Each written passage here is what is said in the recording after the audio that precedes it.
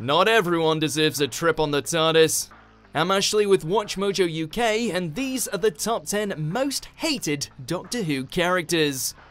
Before we begin, we publish new content every day, so be sure to subscribe to our channel and ring the bell to get notified about our latest videos.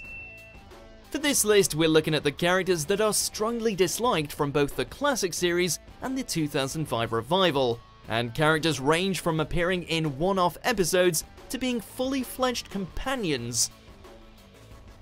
Number 10. River Song.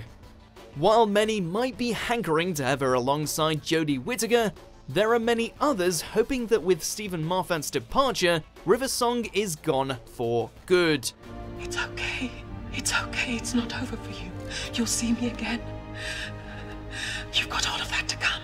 She was initially an intriguing character when the Doctor first met her, and actress Alex Kingston didn't think she would reappear. But of course, she did, and we were given one of the most convoluted character arcs in the show's history. I'm not sure I completely understand. We got married and had a kid, and that's her. Okay. River turns out to be Amy and Rory's kidnapped daughter Melody, raised as an assassin bent on killing the Doctor, who ends up falling in love with and marrying him, and then never quite managing to stay dead. That wouldn't be true, would it? Spoilers. Number 9. The Slitheen. Murdering humans and wearing their skin as a disguise is a concept that definitely has the makings of a good villain, but the Slitheen design has always left much to be desired. We are the Slitheen. They're certainly unique, being big green farting machines that explode when doused in vinegar, but might have worked better if they never reappeared after the first series. Out with me! Unfortunately, the Sarah Jane adventures just had to keep bringing them back, and where they were once fast and formidable, they became slow, stupid caricatures of themselves. They got overused quickly, and the introduction of the Blatherine only made this worse. Number 8. Danny Pink. In order to introduce an overarching conflict between Clara's travels with the Doctor and her ordinary day job, Danny Pink was brought in as her Doctor-hating boyfriend. And he's not the caretaker. He's your dad. Your space dad. We've already seen plenty of characters concerned about the danger of traveling with the Doctor, including both Jackie Tyler and Francine Jones, but Danny was immediately positioned at odds with him. Time Lord. Might have known. Might have known. What? Well, the accent's good, but you can always spot the aristocracy. It's in the attitude. When Danny finally kicked the bucket, it was because he didn't look both ways when he crossed the road, and his character did little more than offer Clara a handful of slightly interesting moments. And whatever happened to the hints that Orson Pink was Clara and Danny's descendant? Yeah. Number 7. Clara Oswald. The most polarizing full-time companion in the revival, Clara is either loved or hated with little in between. I'm human. I am not a Dalek. I am human. I am not Dalek. I am human! What little substance she has is mostly down to Jenna Coleman's worthy performance, as she tries to play a character who has, well, no character. Do you know, I never realised how much I enjoy hearing that said out loud. Thank you. Okay. Hey! No! Clara! Stunted in the 7th series by the ongoing mystery around her, she doesn't really become a person until series 8 and beyond. Do you know what? Shut up! I am so sick of listening to you! Even then, interesting questions about her mother's death or what happened to all those echoes she made are simply forgotten. Ironic, considering many regard Oswin and the Victorian governess Clara as vastly more endearing. What 2 words? Doctor? Doctor who? Number 6. Mel Bush. Time travel is a complicated beast, and before River's non-linear chronology showed up, we first had Mel Bush, who was introduced to the Doctor as a witness at his own trial, though he had yet to meet her. I'm as truthful, honest, and about as boring as they come. But this arc, which was new and exciting at the time, isn't the reason why people don't remember her fondly. That has more to do with her entire personality. Listen, when I start to call you Neddy, then you can worry. Drink up. A straight-laced girl who always wanted to play by the rules was never really a great pick for a Doctor Who companion. And most audiences related more to Ace at the time, who also couldn't put up with her. How do you expect to pass your chemistry A-level if you can't even store the equipment properly? A-level? Number 5, the 6th Doctor.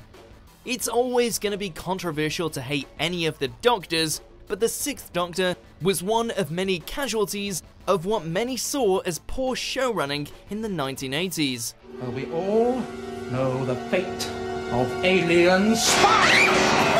Colin Baker certainly could have been more memorable for all the right reasons with better scripts and creative guidance, but the show's effort to lighten the tone made him an unpleasant and angry Doctor to be around. Mel, get back to the trial room, tell them to disconnect the matrix screen and evacuate the court! But I can't even... Do it, or there'll be mass murder! It didn't help that his ridiculous, brightly coloured coat was completely at odds with his new sour personality. And the people who had just said goodbye to the much-loved Peter Davison were not happy. I am the Doctor, whether you like it or not. Number 4, Adam Mitchell. He's one of the few characters who got kicked off the TARDIS by the Doctor because of the way he acted. I know it sounds incredible, but I honestly believe the whole universe is just teeming with life. I'm gobsmacked, yeah. While Adam was okay, if slightly irrelevant, in his debut in Dalek, by the end of the long game, fans were glad to see the back of him. Left on his own by the Doctor and Rose, he spends his day abusing time travel by trying to steal future technology. Give me the history of the microprocessor.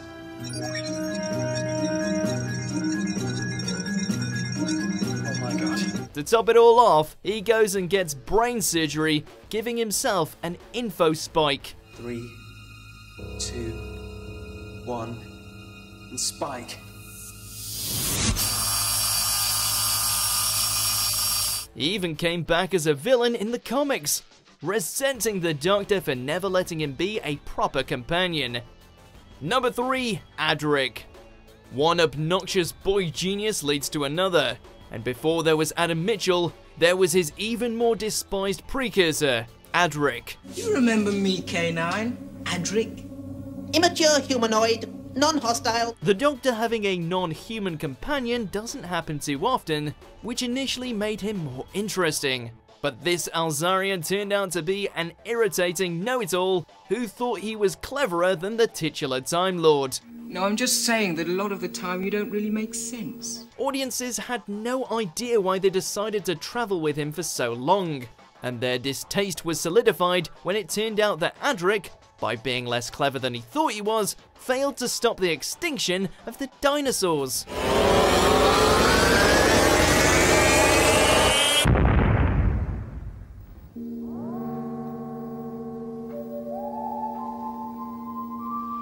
Number 2, Kandyman. If the 6th Doctor was a bad hero for the show's run in the 80s, then the Kandyman was an even worse villain. I said, where are my specimens?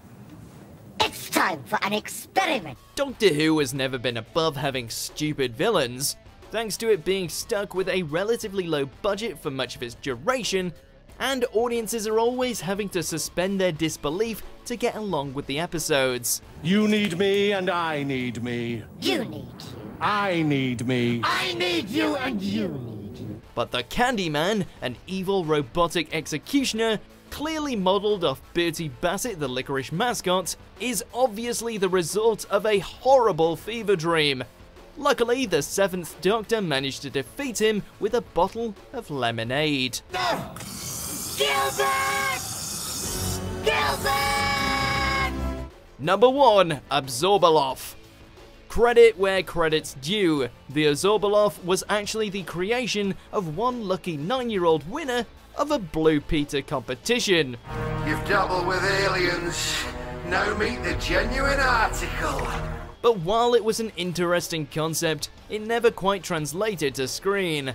Despite landing Peter Kay for the role, the Abzorbaloff was nothing short of ridiculous, obsessed with absorbing the Doctor. Yes! No, that's not fair!